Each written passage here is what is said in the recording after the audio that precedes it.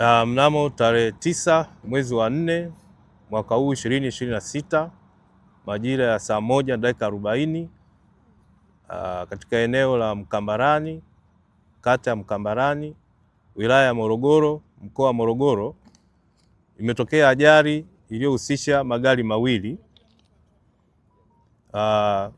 Gari aina ya Subaru Forester yenye namba za usajili T 743 EKD ambayo ilikuwa ikiendeshwa na dereva aitwaye Pamena Wilfred Kulola ikitokea Dar es Salaam kuelekea Morogoro,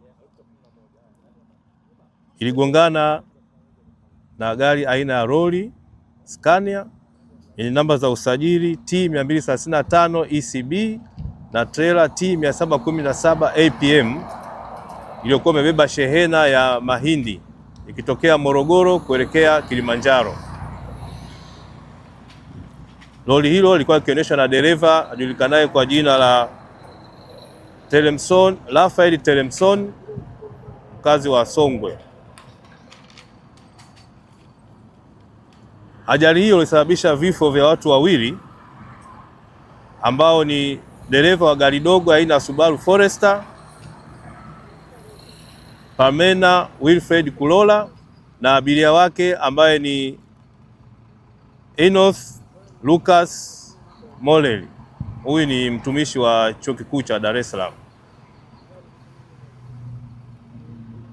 Pia amesababisha uharibifu wa magari yote mawili.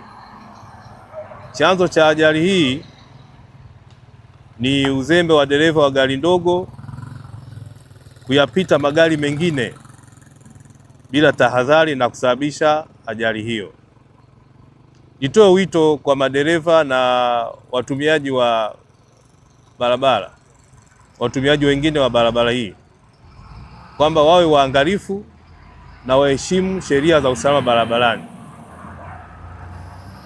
Ajali hii kama ulivyoona ni uzembe wa dereva wa hii gari ndogo kutaka kuyapita magari mengine bila kuchukua tahadhari, na ukizingatia kulikuwa kuna mvua inanyesha na ukungu.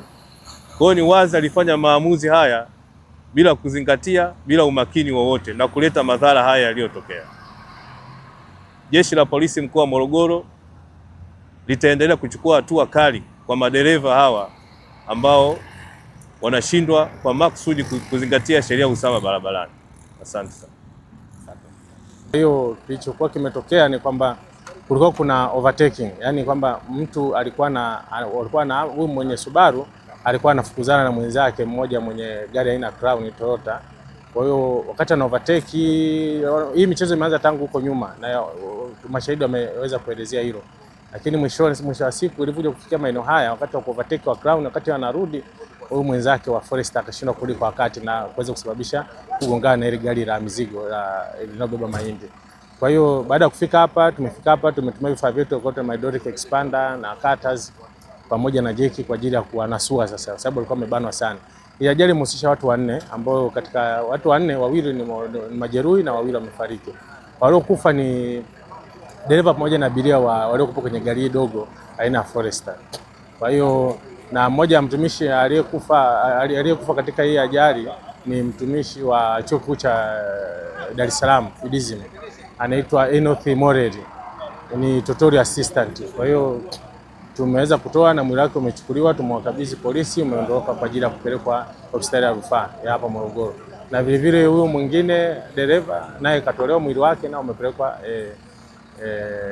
katika hospitali ya rufaa vile vile kwa ajili ya kuweza kusubiri kuhifadhiwa na hata kusubiri ndugu zake watakapofika kwa ajili ya hatua zao za kifamilia.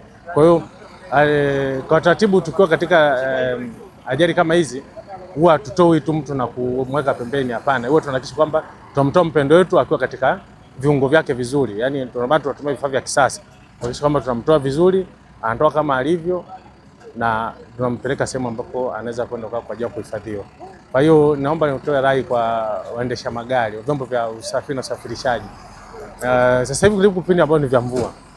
Kipindi cha mvua kina mambo mengi. Kuna kule kupunguza uono, yani visibility, kwa sababu ya mvua inavyozidi kuendelea kunyesha, hata taa huwa zinapunguza pia uwezo wake mkubwa sana. Lakini vivyo na barabara pia zinakuwa na mabadiliko tofauti na kipindi cha jua kali. Kwa hiyo naomba ndugu zangu wanapokuwa wanaendesha basi watufuate sheria za barabarani kama wanavyoelekezwa na wenzetu wa polisi, na vile vile kuhakikisha kwamba wanaendesha chombo chake mwenyewe na chombo cha mwenzake ambaye yuko mbele yake na yule aliyopo nyuma yake. Hiyo peke yake ndio inaweza ikatutoa kwenye majanga ya namna hiyo.